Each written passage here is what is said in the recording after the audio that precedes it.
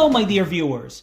This week we are driving out of New York City to Bear Mountain, which is about 45 miles, roughly 70 kilometers from Manhattan, and I am super excited to show you one of my top favorite places to travel to and relax. I'm not really big on long vacations because to some extent I am a workaholic. However, to get away for most of the day to a place like this really recharges my batteries for a few days.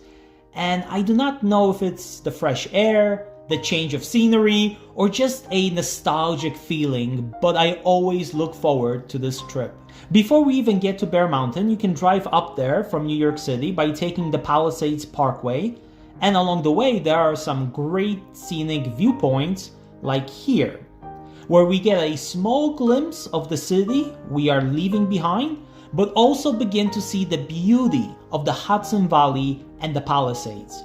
Gorgeous cliffs, which by 1850s began attracting the wealthy and hence rich mansions began to be built.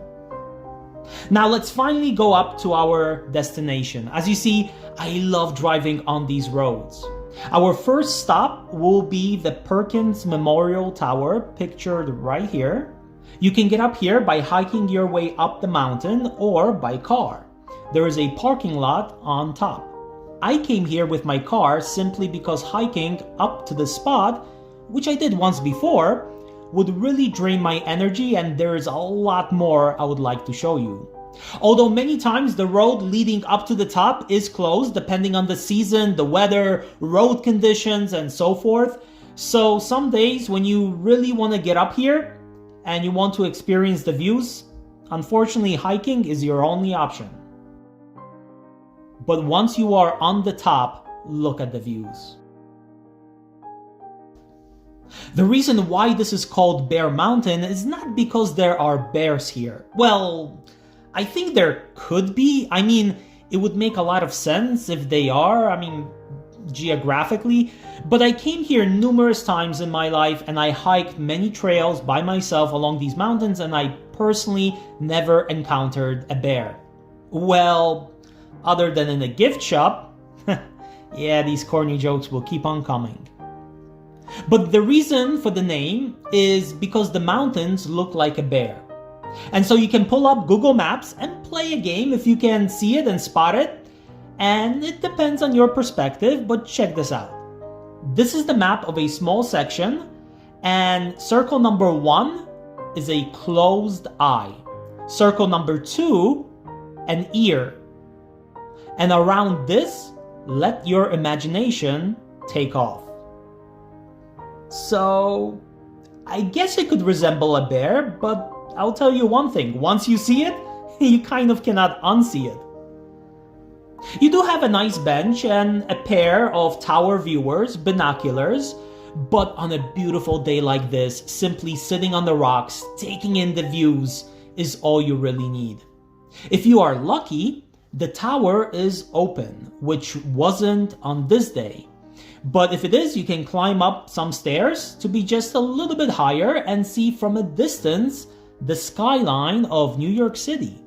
And if you really know where to look, technically you can see all 4 states at the same time: New York, New Jersey, Pennsylvania, and Connecticut. The tower is named after George Walbridge Perkins, who was the first president of the Palisades Interstate Park Commission, which was formed in the year 900 to conserve and protect the Palisades, which I just showed you, and this area in general.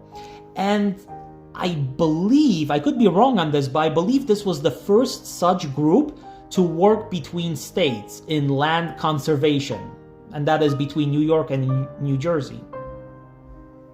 If you drive away just a little bit to a different spot, not known by many people, you get to see things from just a little bit different perspective. You see the Bear Mountain Bridge, beautiful from the top, the parking lot below, the Hessian Lake, the Bear Mountain Inn, and all of this I will show you in this video. And also the Iona Island, right there. There is evidence that people were inhabiting the island more than 5,500 years ago, and in the 1800s, it was used to cultivate grapes. In fact, that is where the name comes from, Iona grapes. Later, the Navy used it as an ammunition depot into the 1950s, if I'm not mistaken, and today it is back to its natural state. Before exploring the region below, let me first take you to Fort Montgomery. And here is Fort Montgomery Museum. We have two destroyed forts in this location. One of them is Fort Montgomery, which I will show you, and the other one is Fort Clinton, which was also largely destroyed with few remaining features today remaining. However, that is located inside of the zoo, and I will show it to you in a future video.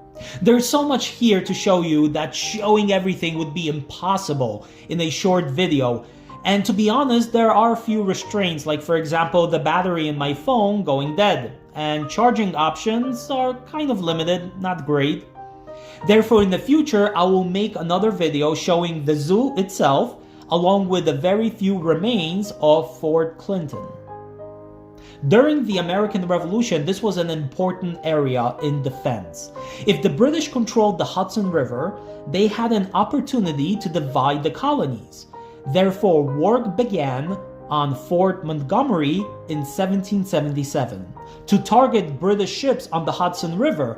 However, while building it, they realized that the fort can actually be attacked by land, as there was a higher ground nearby, and hence the fort was exposed. Therefore, they began quickly working on Fort Clinton on that higher elevation. Even though the process was not easy, by the time the British actually attacked at the end of 1777, a lot of work was already completed. However, at the end of the day, the British stormed both forts and burned them to the ground, along with New York's capital, which at that time was the city of Kingston. Following year, the Americans began rebuilding the defenses. However, they did so about 5 miles further to the north in what is West Point. Another great, beautiful location I will show you in the future.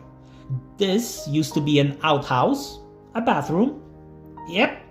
Don't you just appreciate today's world where you can comfortably sit on the toilet commenting on YouTube videos? That's awesome. This was a powder magazine building.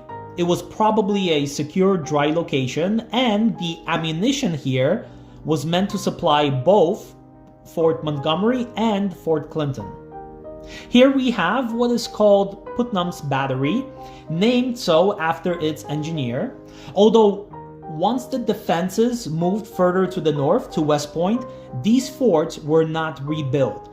However, some locations were used as sort of, well, like forward positions to protect West Point. This was one of them.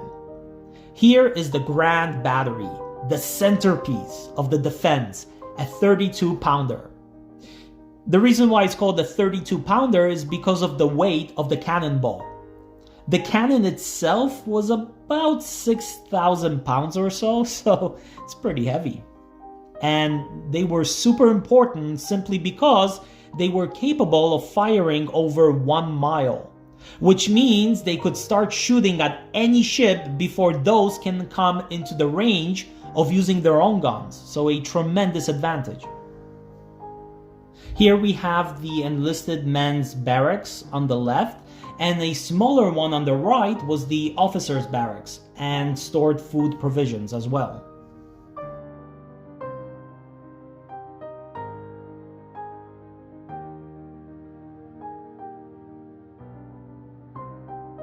If you go down the path towards the water, you will come across the Popolopan Bridge. The bridge was opened in 2002 for the 225th anniversary of the Battle of Forts Clinton and Montgomery. Roughly on the spot is where there was the original pontoon bridge connecting Fort Montgomery and Clinton during the Revolution. Right there on top is the Popolopan Arch Bridge. which I used to get here to the parking lot from Bear Mountain, and which we will actually walk on in just a second.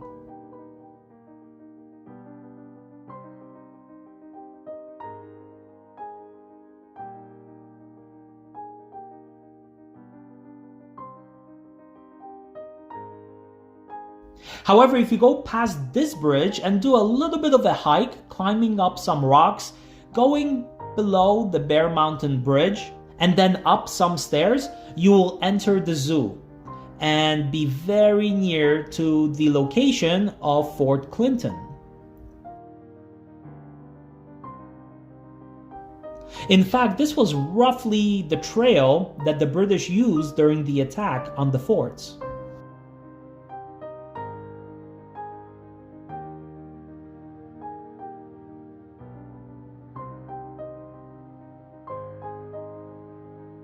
And now we are on the Popolopan Arch Bridge, which you saw from below. Gorgeous, beautiful views.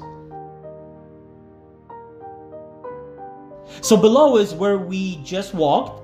Then a little bit behind it is the train tracks. And then in the background is the Bear Mountain Bridge. So since I am afraid of heights, let's go on it.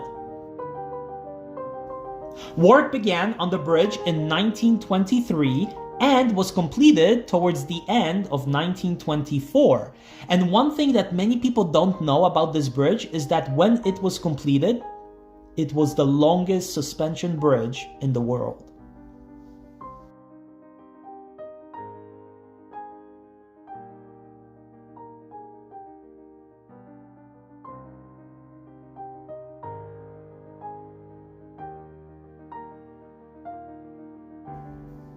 Here we get to the Hessian Lake, where fighting took place. Like you see here, there's a rock commemorating the place of some of the fighting.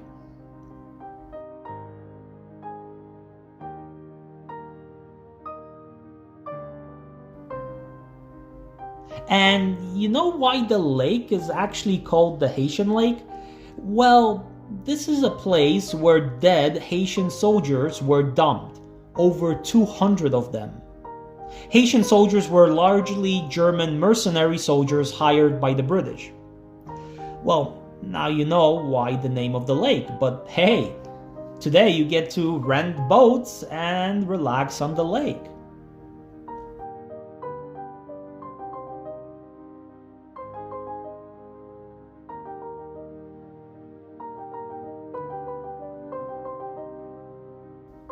Although it always made me wonder what secrets lie at the bottom of this lake today.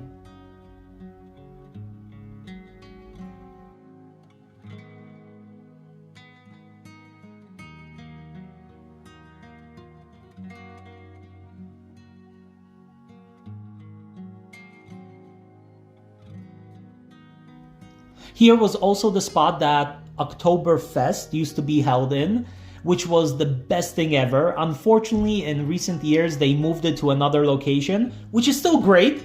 And it is something I'm probably going to show you at the end of this year, but it no longer has that feel next to the lake and kind of the good old days that I remember.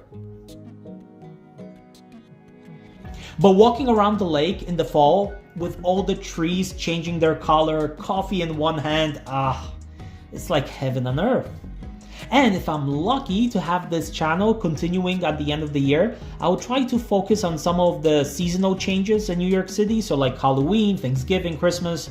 And so this place in the fall with leaves and colors, it's just breathtaking.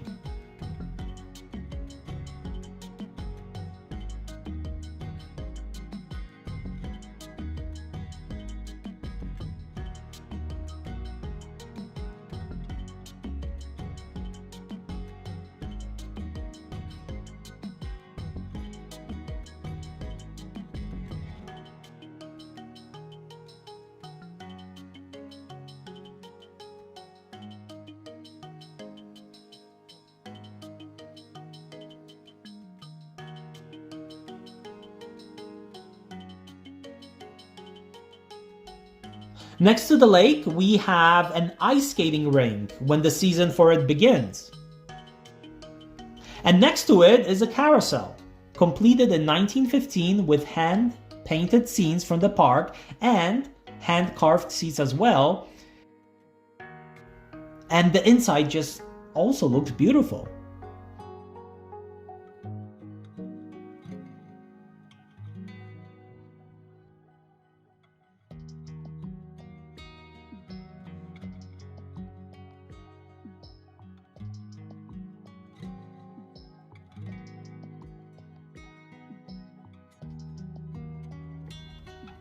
And here we have the famous Bear Mountain Inn, also built in 1915, gorgeous and very, very exclusive when it was opened. Even presidents visited this location, few of them like Franklin Delano Roosevelt, President Truman, and even President Eisenhower, a name you will hear again very shortly on this channel. Yes, a little bit of a hint for a future location. It's gorgeous, just as much on the inside as on the outside.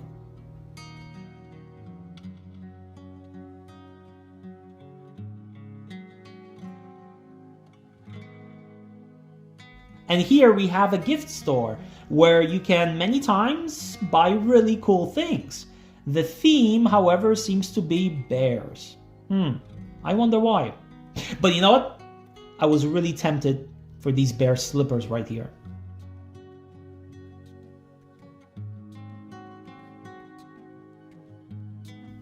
Now let's go to the Bear Mountain dock.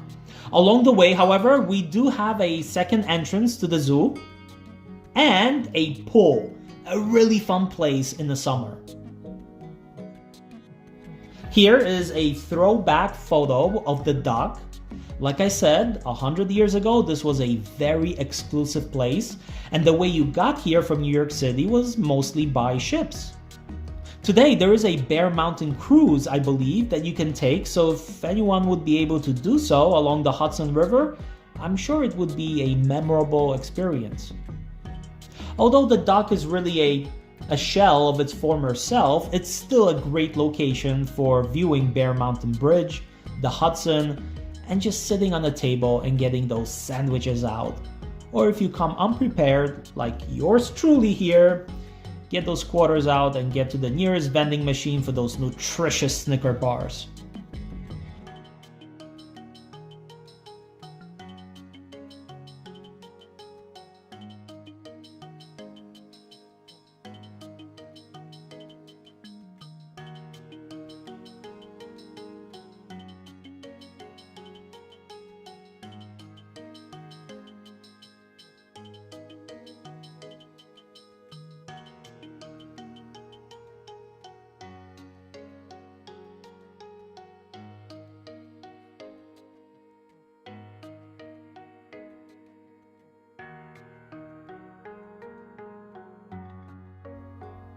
And you also get to see trains passing by from pretty up close.